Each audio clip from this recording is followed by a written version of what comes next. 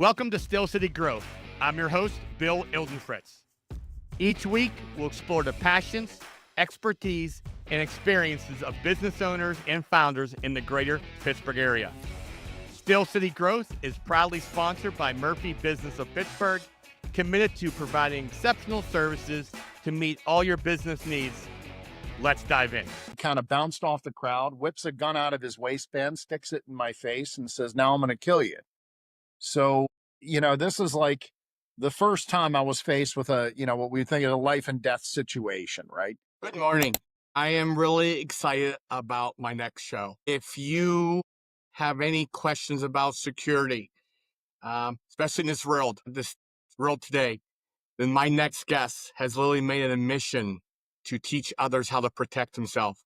He has protected some of the most elite people in the world, great military background. And like I said, now he's actually teaching people how to protect themselves and their family. Sam Rosenberg, welcome to the show. Thank you, Bill. Appreciate you having me. Yes, I look forward to it. So, Sam, take me back in time. Did you always know you want to be in security and protection work? Not exactly. It was kind of a bit of a story, but I'll share it with you real quick. Please. I was in college when I had my first sort of job in security. And it was kind of a comedy because I was on the wrestling team, and a friend of mine came up to me and said, "Sam, do you want a job where you can meet lots of girls but get paid next to nothing?" And I said, "Of course." So next thing I know, I'm working as a bouncer in a college bar. And this was sort of my first, if you will, security job. And, I was only 20 years old at the time. I didn't really know much about it, but I thought of myself as a tough guy. And, the sort of crisis response plan amounted to a conversation with my manager that was basically, you guys check IDs in the bar and the vestibule. And if there's trouble in the bar, we'll flash the lights. That's your signal to come running in and figure it out. And so here I am, Bill. I'm on my second shift. It's a Friday night. The place is jammed and the lights flash. So me being the gung ho guy that I am, I got to be the first one through the door. And, I make my way to this fight, which was like a little bit of an anomaly because in the context of a college bar, it looked like there was this older guy. He was probably not even 40 at the time, but he was getting the better of this college kid. And I pushed the college kid or the older kid guy off the college kid, and I pinned the college kid to the bar because I didn't want him to come back swinging. And my assumption was my fellow bouncer would grab this guy, but he hesitated. The older guy didn't. He kind of bounced off the crowd, whips a gun out of his waistband, sticks it in my face, and says, "Now I'm going to kill you." So, this is like the first time I was faced with what we think of a life and death situation, right? And you know how they say in the movies that your life flashes before your eyes? Well, I can tell you, Bill, my life has never flashed before my eyes. In this situation or any of the other ones that I would say objectively qualify. What did happen was interesting. My brain kind of jumped back to a little flashback memory of me having a conversation with my dad. And, I was doing karate at the time or something. And I asked my dad, like 12 years old, "Hey, Dad, what do I do if a guy's got a gun?" And he told me in this memory, this sort of, well-meaning but ultimately unhelpful message of do whatever the guy with the gun tells you. And, I fast forward to the moment. The problem is that the bad guy's not telling me to do anything. He had threatened me, but the little computer program that I put in didn't compute. And I did what you might imagine. I literally just froze. And, it was the first time in my life, even though I was no stranger to adrenaline, that like everything got like tunnel visioned and, quiet. Everything in the room was like I could hear a pin drop in my mind's eye. And functionally, this sort of paralysis state felt like it lasted like minutes, even though it was only a couple of seconds, probably objectively. But I remember the little computer in my brain, the inner dialogue saying, "Okay, this is thoroughly unproductive. We got to do something about this." So I looked around the gun at the guy's face. His body language indicated to me he probably wasn't going to shoot me in the face. So I was able to grab the gun and we kind of negotiated our way out of it. Nobody got shot. That was a good thing. But what was interesting about this situation, Bill, wasn't how it was resolved. That's not why I share the story. What was interesting was a few minutes later, a little while later, we're back in the vestibule of the bar, doing what guys do. We're trying to play it off and act real cool. And my fellow bouncer turns to me and he says, "Sam, they're paying us like $35 a night before taxes for this." He goes, this shit isn't worth it, right? And he'd made his risk assessment. I completely respected that. But for me, my brain didn't go there. It got hung up on a question. And the question was basically, what the hell just happened here? Why is it that everything that I thought I knew about violence and its management was demonstrated instantly to be false? You know, all the stuff I was taught in martial arts, wrestling, whatever, well meaning people, none of it computed. And the first thing that made me exceptionally uncomfortable was I realized that it was not my body that had failed me, it was my mind, my ability to think and make decisions. And, you know, I was objectively bigger, stronger, faster, younger than the guy I was dealing with. You know, none of that had any bearing on the equation as soon as that gun came into the equation, because my brain simply lacked the information or the experience to be able to process it. So this really was a pivot point because it changed my course of my life. I was going to be a school teacher. I was going to school to become a school teacher.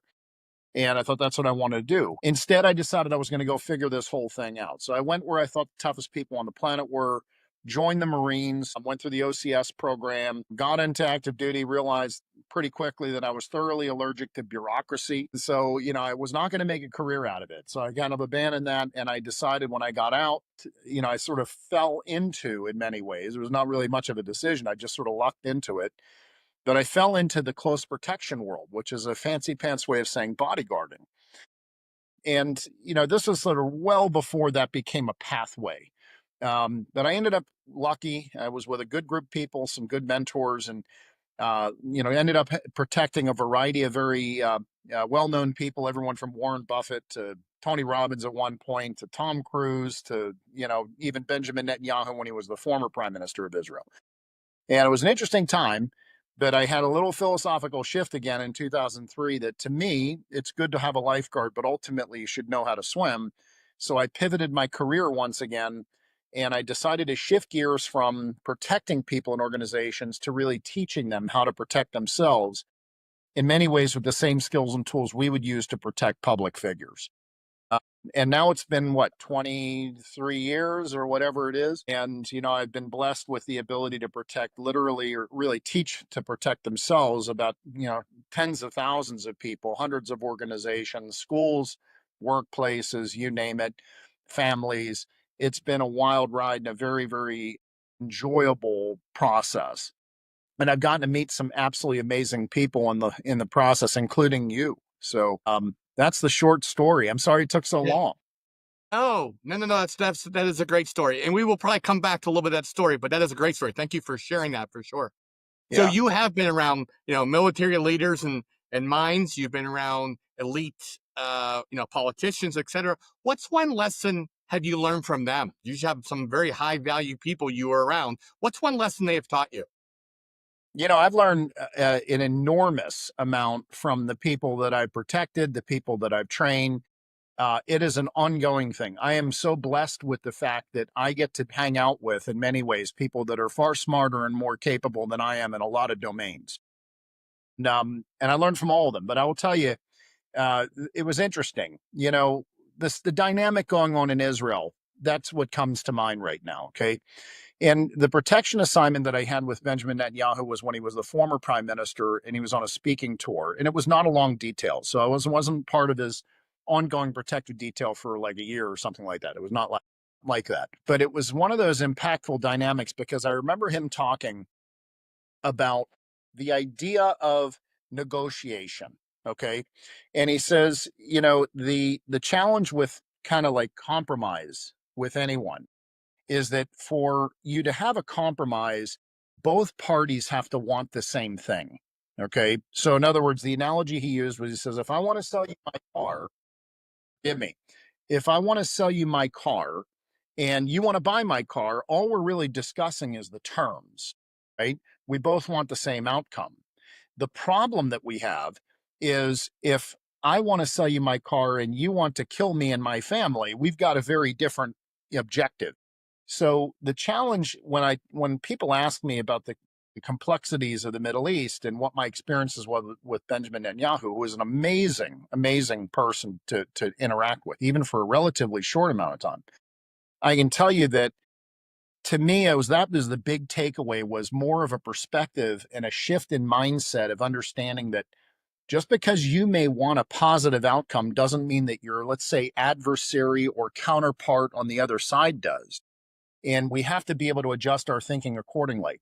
And this is one of the things that, quite frankly, Bill, when I teach people personal security, is a very hard lesson to teach, because a lot of people just believe if I'm nice to people, they won't want to hurt me. But so many people out there see kindness as weakness. And we have to have a much more sophisticated approach of being able to ascertain threat, understand and really know how to manage and negotiate that dynamic, and then physically how to protect ourselves so that we're never really left in a situation where we have no options. So, that was a very, to me, very powerful lesson, as simplistic as the lesson is. I remember hearing that and I never forgot it. Yeah. No, that's some excellent points for sure. You talk a lot, especially in your book, about situational awareness. For Uh-huh. people who don't really know what that is, what is it? What does that mean to you? Well, the term situational awareness can mean two very divergent things. In the military, I remember it always meaning to have a heads up awareness of what's going on around you, say, for example, on a battlefield, so that you know where your troops are and you know what's going on and you can make good decisions. And that's one very useful understanding of that term. But in the personal security context, what we really think about it is being able to pay attention, to recognize danger. And, what I try to teach people is that the paying attention is literally the prerequisite, right? I deal with people a lot that are pretty high functioning, very successful in many walks of life, CEOs, whatever else. And a lot of them are, really sophisticated on a lot of domains. And they say, Sam, I don't need self defense training. I pay attention to my environment everywhere I go. I travel all the time.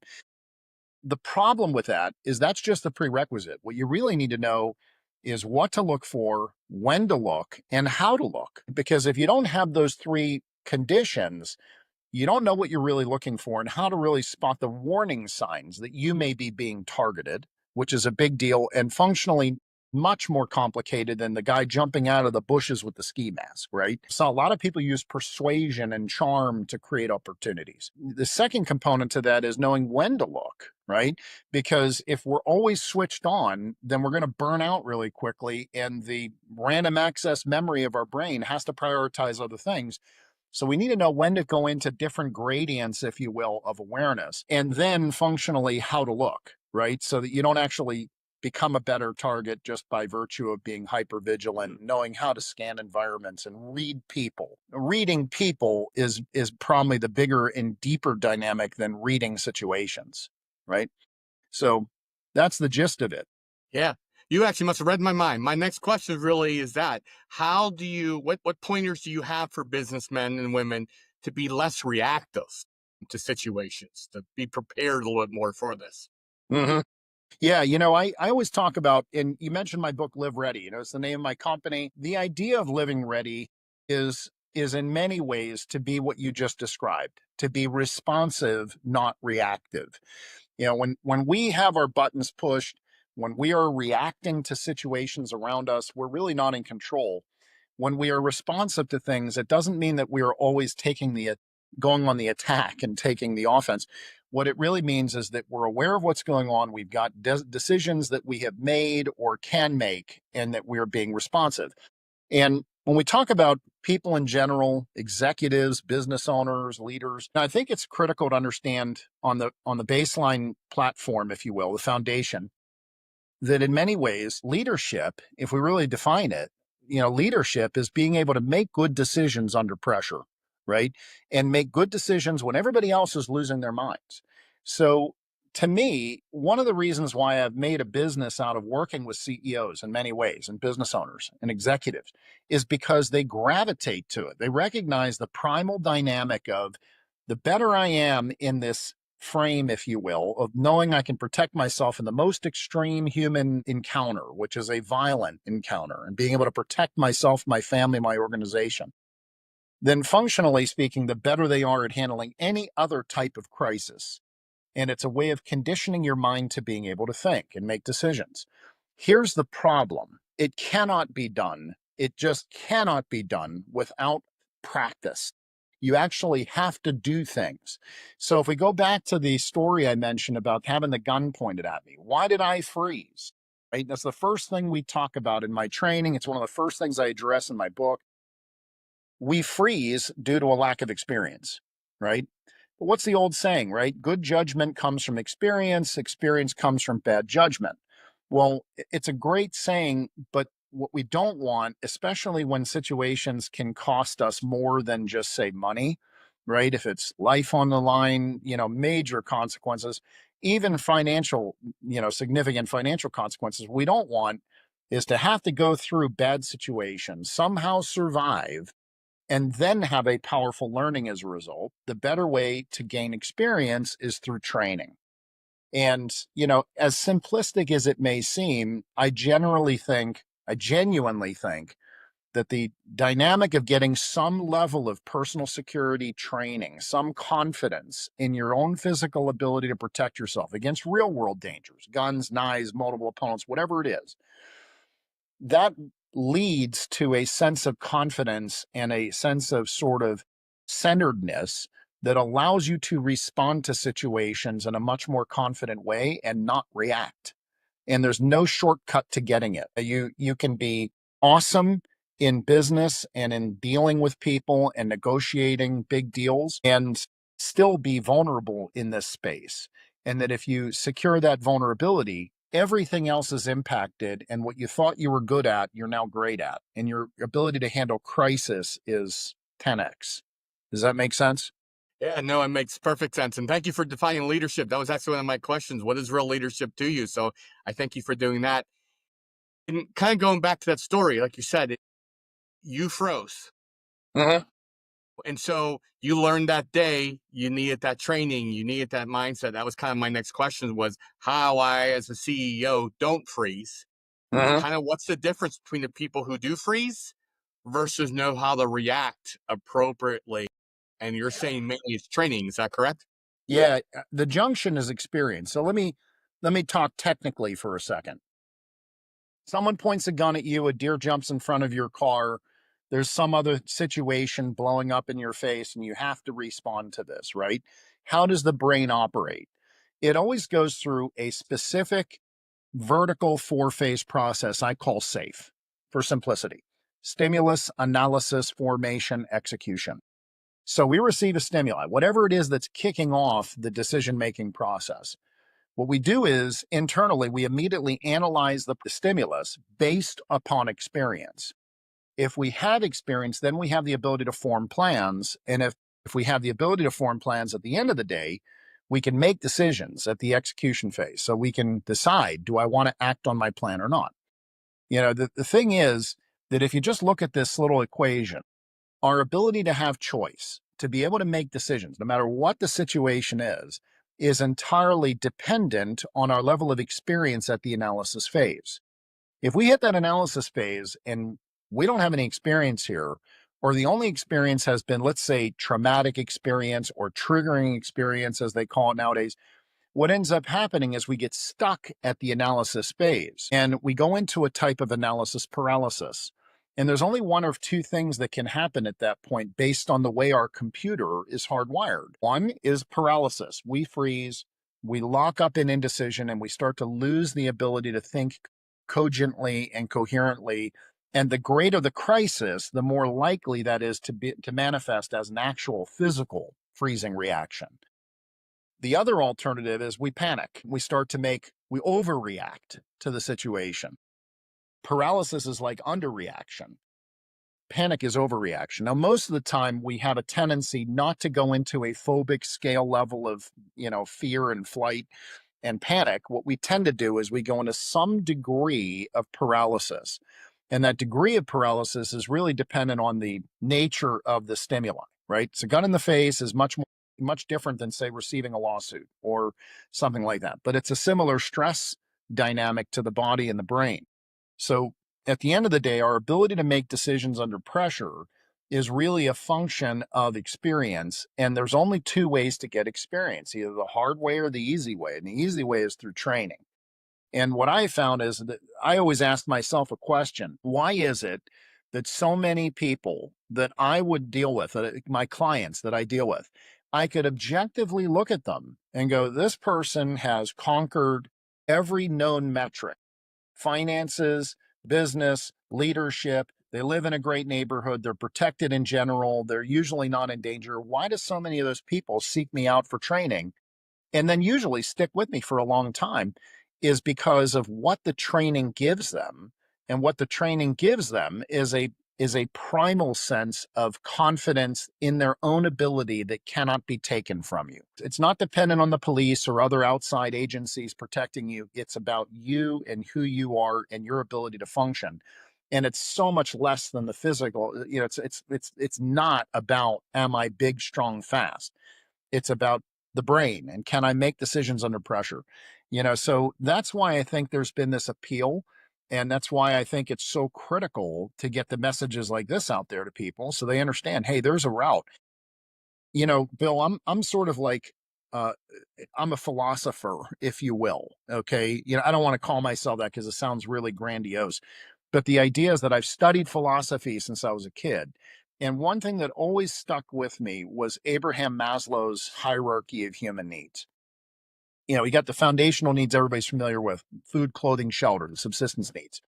Well, once that's accomplished, as Maslow postulates, you then have other needs: security and safety, longing, esteem, etc., all the way up to this peak of this pyramid, what he calls self-actualization, which is living your life truly on your own terms. And I think a lot of people have covered all of their bases except for that one of security. They may be financially secure, they may be living in a good neighborhood and never really putting themselves actively in harm's way, but there's a lingering doubt in the back of the mind. It says, what would I do if an active shooter walked in here? What would I do if I had to respond to an emergency or a crisis?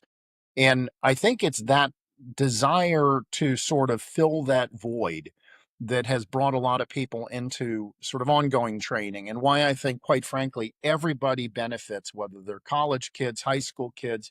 I mean, my God, if you can get your kids involved in some level of training like this early, they reap the benefits their whole life. It's like giving them a sound understanding of investments when they're in their teen years so that they start investing as early as possible and compound interest can accumulate. It's literally that same analogy, but when dealing with people and life and all the difficulties that come with just interactions.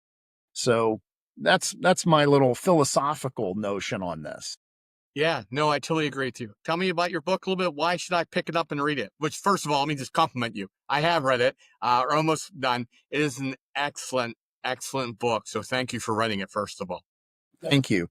Well, I wrote the book because for several reasons. The first reason was I've been working on this, but people ask me how long did it take you to write this book, and I tell them 30 years, because I've been working on this book, if you will, in my head before I started putting pen to paper my entire career. Is something I wanted to teach people all of the things that I wish I could have learned early on. All of the dynamics. Like, this is the book that I wish I had in the beginning of my career. And it is designed to answer all the questions, including the questions that people don't even know to ask. How do you protect yourself? What do you need to do to understand if you're being targeted? How to tune your situational awareness? How to really interact with people and deal with people as if they're potentially bad people or mean you harm, even to the point of understanding how to spot and address extremes like sociopaths and things like that. There's perspectives on this book. There's chapters that deal with mass homicide and the folks that do that, including the same type of people that would commit an assault or an assassination on the CEO of United Healthcare or Charlie Kirk. They're all cut from the same psychological mold. And how do you spot those people early? So in terms of protecting an organization, I wanted to give that information of what we would call threat assessment information in the book. And really, it's meant to be a guide. And I wrote it for everyday people. So you can give it to your teenage kids and they're going to get a lot out of it. You can give it to your spouse. You can read it. I mean, it's designed to give you all that you need in terms of what I consider to be software, soft skills. What the book does not address is physical skill sets, meaning here's how to get out of a headlock or something. You can't deliver that through a book. So one of my goals in writing it was to deliver, what can I teach people of everything that I know that is so patentedly not known in the industry, or trainers don't know or have the experience to know how to articulate it in such a way that it's usable. And it addresses the full gamut of personal security, both individually and organizationally. I mean, not everything you can talk about, but everything that people need to know for a foundation. So it's meant to be the playbook. And I think that's the feedback I've gotten. People really reference it and look back at it. I've had plenty of clients. I think, in fact, the executive who introduced us, even he told me before, he says, sometimes I'm dealing with people in tough situations and I go, this is just like Sam's book. And, while my book talks about it in a different context, it's the same dynamics. Yeah. I mean, I have military training, I've done jujitsu, and I will tell you again that that is a great reference book, and I will refer back to it many, many times. It is a very well written book for sure. Like you said, for every day. People who have experience, I still find it very, very interesting. To people who have no experience, you break it down in a very simple terms so you can really learn and grow your experience. It's great. Thank you. And Bill, forgive me, I forgot that you were a serious jujitsu practitioner too. And, it's like, that's the sort of thing that, when we look at, like, why does Jocko Willing do jujitsu, and all these guys, Joe Rogan, they all talk about it. I don't personally think jujitsu is the one and only way. I think there's lots of ways up the mountain, but it's a pretty hard way, quite frankly. It's a great way, but it's a hard way. But the concept is that at the end of the day, you got to do the physical training. You got to really, put yourself to the metal a little bit, and test yourself and see what you can accomplish, because then you're going to be a different person entirely, as you know. Yeah. No, and I will say that is, I started jujitsu later in life. I'm 55 now. I started when I was like 45. Now I did some, things before that. But your comment about children, I'm definitely teaching my daughter, 15-year-old girl, get some basics in. So I agree with you. Teaching them and giving them is just like you said, teaching your child by financing to help them start the financial growth. It is good to have this situational awareness and stuff like that. Yeah. Yeah, that's so great. I'm thrilled that you're doing that. And I'll tell you, for those of anyone watching and listening to this who don't know, 10 years of jujitsu training is nothing to laugh at. I'm telling you, that is real commitment and serious skill development. Yeah, I appreciate that. Who's the ideal, these listeners are listening now, who is an ideal client for you to call you up and buy your book, but also maybe get some training from you? Yeah, I mean, I think anybody who really is interested in personal security should buy the book. And it's on Audible as well. I like to listen to books more, so I do it. I digest books that way more. But I think my ideal client, the people I work with most, are either business owners or CEOs, people who are interested in this subject for their family, but also for their organization. And that's how my company Live Ready is organized. I mean, we do three verticals really. We do preparedness, both individually, family, as well as organizationally. And that involves things like vulnerability assessments on physical spaces like a workplace campus or a home, to training. We also do a lot of intelligence work. The intelligence work deals with, everything from, private investigative work, background investigations on employments, pre-employment screening, to threat assessments. If someone's making a threat or acting threatening, how do you manage it? And how do you discern whether or not they actually are a threat? And then we also do protective services. And I can tell you, we're shrinking the protective services side of it. There's a lot of people in that space. And we have just been actively pulling back on that, because I find that the real value is in prevention, not in like, lifeguarding. Okay. It's really in empowering people how to be their own lifeguards. And the preparedness and the intelligence spaces is where I really want to see my company grow and focus. And that's the direction we're going. And I can tell you that that's basically my client, is this, business leaders or owners or founders or CEOs who have a business interest, also a family interest, and an interest in being more prepared. That's the Yeah. No, excellent. What's one lesson you learned from your military experience? one lesson. You know, not to keep harping on this, but one of the things I loved about the military was always be prepared. Always be prepared. You're constantly planning, thinking, and looking at everything from every angle, and that's one of the reasons why I did close protection work so well. Yeah, good. What's one myth about self-defense that you think that you wish people would stop believing? That traditional martial arts is the answer.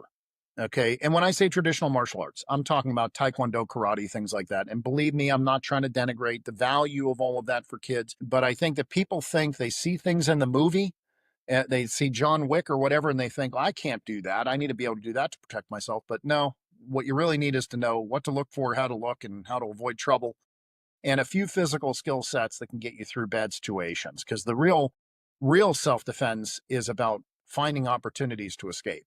It's not about beating up the other opponent or arresting someone or anything like that. It's really just creating opportunities to escape. And that makes achieving self-defense much, much more available to everyone. Yeah. Do you have a famous or a favorite quote that defines your philosophy on protection? To me, it's good to have a lifeguard, but ultimately you should know how to swim. That is my defining quote and philosophy. Yeah, no, I like that. What's the most dangerous mindset someone can have about personal safety? The most dangerous mindset, I think, is thinking that you know everything and that you are good to go.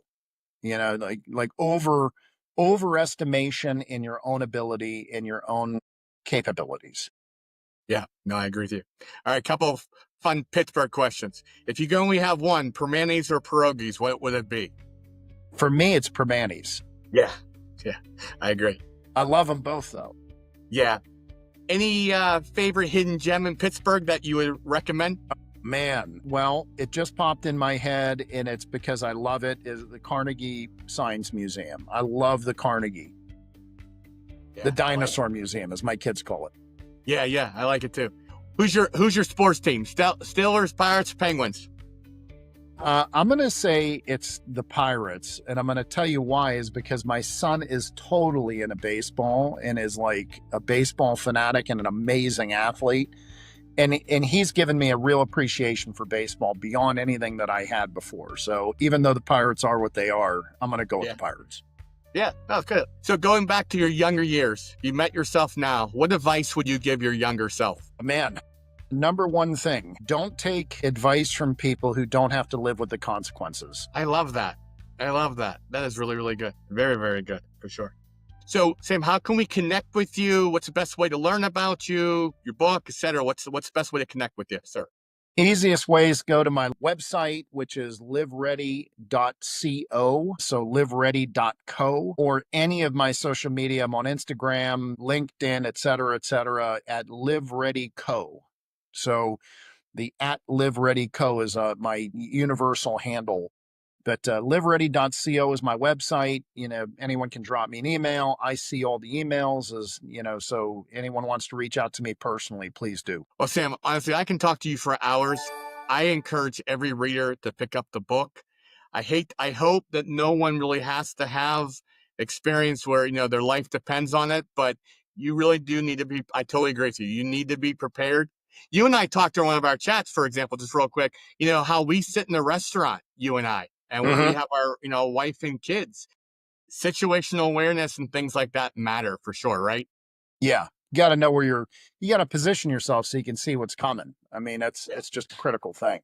Yeah. So I really do. I encourage everybody, please listen to this episode, share with other people, and definitely pick up Sam's book because it could literally save your life one day. So Sam, thank you so much for being on the show. I appreciate you. Thank you, Bill. I appreciate it. Thank you for having me. And thank you to the audience. Like I said, please share this episode. This has been another exciting episode of Steel City Growth. See you next time.